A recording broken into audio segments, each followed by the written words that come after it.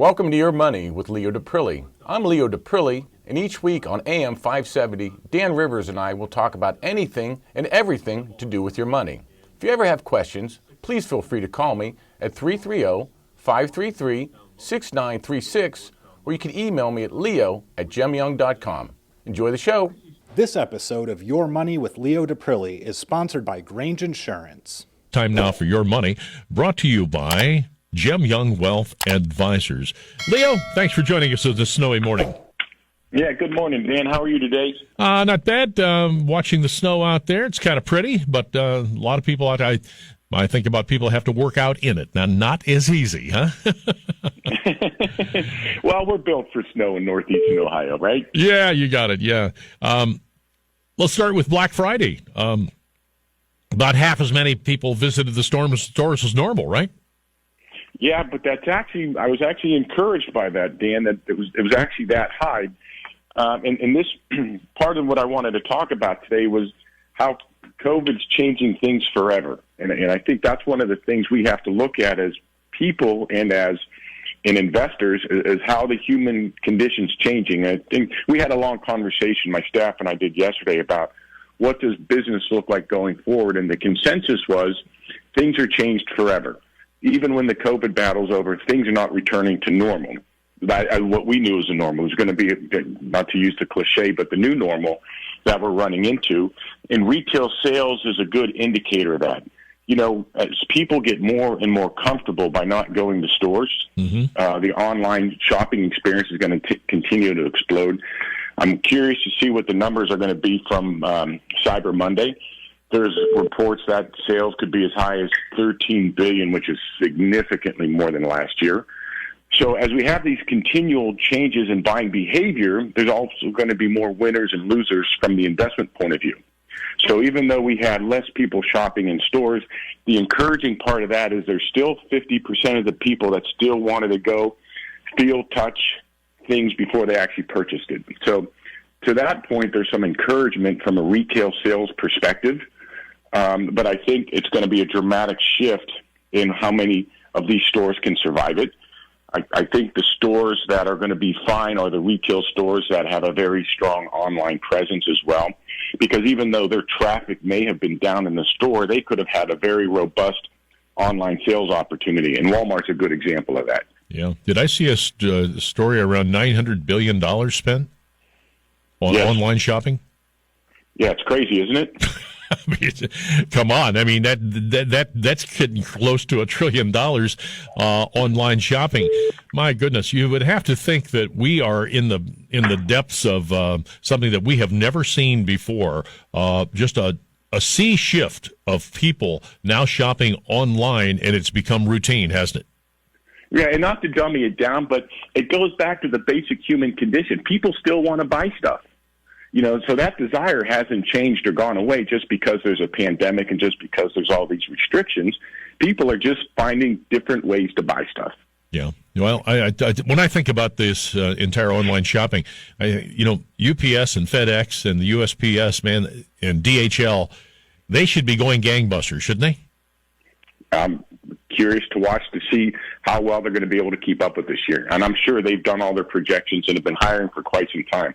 But I think it's going to be busy, and I think if a lot of people are smart, and I think a lot of people are already doing it, and that's why the sales so far have been so great. People are afraid of buying too close to Christmas when there's that mad rush and the fear of not being able to have their packages and their gifts by Christmas. So have the retailers, have they cut their prices during this Black Friday? Did they have a lot of loss leaders? Obviously, I'm coming from a viewpoint that I did not participate. I watched it, and I didn't see anything different than I saw in past years. I kind of saw the same routine going on. The big incentives, I'm sure you, like me, starting last Wednesday, you had the onslaught of emails of your Black Friday deals. And nothing really jumped out at me as anything unusual. In fact, I think there was better deals when the stores were open because they would have more of the blockbuster deals, if you will, the loss leaders to get you into the store. I don't think that same marketing strategy resonates with an online sale because you're going to go online and buy it anyhow. You're going to the store and you're buying that $100 TV that was $400. you're more than likely to buy something else. But I don't know if those same triggers work online. Yeah, something that I figured that is found out that is a little bit disconcerting is that sometimes you'll find an item and maybe it'll be available at Walmart or at Target or Lowe's or something like that, and you find out it's online only. And I don't know if you've discovered that or not, but they don't carry everything in the stores any longer. And I think that's one of the intriguing factors about online shopping. Sometimes you just find that you're stymied in an item that may or may not be a bit unusual. Something that you used to buy at Radio Shack, where do you buy that now?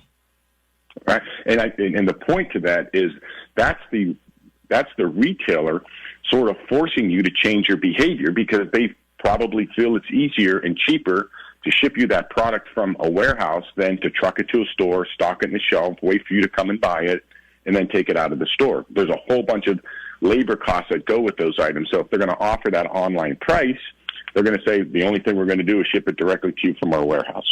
And weight doesn't seem to be a factor. I mean, they're shipping wine all across, which is heavy. Sometimes they're shipping furniture, heavy stuff, and there just doesn't seem to be any limit on what can be shipped. My daughter-in-law had shipped cornhole boards for my son, which I thought was crazy. Yeah, because those are big, they're bulky, they're heavy. Yeah. Yeah, to your point, yeah. Yeah, it's crazy. All right, we come back. We'll ask you about the stock market. Took a little bit of a dive yesterday. We'll get that for you in a minute. Stand by. Leo Daprile, tell us a little bit about what you do, Leo. Sure. We're a family business doing business with individuals and families that need comprehensive risk management for their wealth and their assets. And if I were to call you, how would I do that? You'd call me at 330-533-6936, or you can email me at leo@gemyoung.com. More of a macro view of what's going on with our economy, Leo, if you will. Well, Dan, this is a good case in point with the stock market being down yesterday. I really think it was nothing more than profit-taking. And let's go back to what we talked about in October when I fielded a great deal of calls on people having a lot of angst and anxiety towards the election, and some people actually wanting to sell their investments and get out because of their fear or wanting to shift portfolios because of who may be president. Well, look at the performance we had through the month of November. Many of the indexes were up more than 10% for the month of November, and that's including yesterday's 300-point drop. So it just goes to show you that if you just listened and stayed invested and you had a quality portfolio, even though we have a president coming in that a lot of people aren't happy with, it still boded well because in November, at least we had clarity to an election. We had 2 vaccines coming out, and if you were reacting irrationally or emotionally a month ago, it would have cost you probably what may be your gains for the year. Mm-hmm. So that's the patience of quality. That's the patience of time, not timing the market. I know those sometimes seem to be academic lessons, but I wanted to point that out today because that's exactly what happened. So if you stayed invested, you had your quality investment, you were rewarded for that patience during the month of November. You've used the word quality 2 or 3 times here. What does that mean to you, Leo? Well, Dan, you've heard me say this before. One of the greatest attributes I have to my clients is being in this business so long is I'm a kind of a jaded SOB. I've heard it all. Right. So I tend not to believe stories of this stock being good or that stock being good. So quality means doing your due diligence, doing your research, knowing that when you're investing your money, you're investing in companies that have quality products, quality management, quality earnings, a sustainable business model. So before you're investing money in any company, you should be making sure every one of the securities within your portfolio are having that level of research and due diligence before you do. Okay. That's how you ferret out the ideas in the hopes. Just on a very rudimentary level, if you look at Walmart and Target and you see their parking lots, they're full, and you go there a lot, is that what you're talking about, a self-evident quality? That's an indicator, because if nobody's in their parking lot, then you got to not necessarily believe what you're reading about them, right? Right. So that's a good point. And like I've said before, sometimes you just got to look out, and you just got to look around and apply your common sense to a business when you're seeing something on whether or not it makes sense to you. And specifically now, where Walmart and Target are really benefiting from this pandemic is there's a shift in consumer buying behavior where people are now going back to the big box stores because they can get everything there and they can stay out of stores for maybe a week or two at a time. Right. So that's actually helping their in-store sales. Yeah. Even when you have maybe a new administration coming in and they may do things that hurt our economy, if you look at a quality company such as Walmart or Target, just to pick those two for an example this morning, they apparently got there for a reason, so they probably can manage themselves around a different administration's approach. I mean, maybe it won't be perfect, but they will fare better than, say, a Macy's, who has been really hurt simply because they do mostly in-store. Good analogy again? Yes, it is. Yes, it is. And remember, you have management teams in these companies that are already planning, saying under this particular administration, what opportunities are they going to provide our business, or what headwinds are they going to put in front of our business, and how are we going to manage those? So companies are already very much proactively managing what their outcomes might be. Yeah, something kind of funny, Leo. Do you understand the Kohl's business model, to where they are constantly giving away Kohl's cash and they're giving away discounts, and sometimes you walk out of the store with only a couple dollars out of your own pocket? I noticed that their sales declined during this time, but you kind of wonder if that marketing is effective. It has been, and I will be honest with you. My wife was much more proficient in the Kohl's model than I was. Yeah. But I was with her on enough occasions to see how that worked. And if you look at the company and the financials of the companies, it was a very effective strategy, sales strategy. And it's like anything. It's the old saying, if you're in the retail business, it's not what you sold it for, it's what you bought it for. Yeah. So if they're buying it right and they're having the right price points to it, you know, the discounts we see, we don't really know where the profit margins are, but since they're a publicly traded company and the reports read about them, they've been a very strong company. But to your point, yep, they're one of those companies that's at risk because so much of their business really depends on people being in the store to get those deals. Yeah, they get that return. All right, how do we reach you if people would like to call you today?